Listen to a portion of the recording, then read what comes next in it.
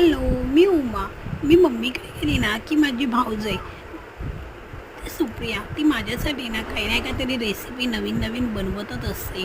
आज तिने खास माझ्यासाठी पनीर बॉल बनवलेले होते आणि हीच रेसिपी मी शेअर करत आहे. थँक्यू. आणि पनीर बॉल खूप मस्त क्रंची आणि एकदम टेस्टी झालेले होते.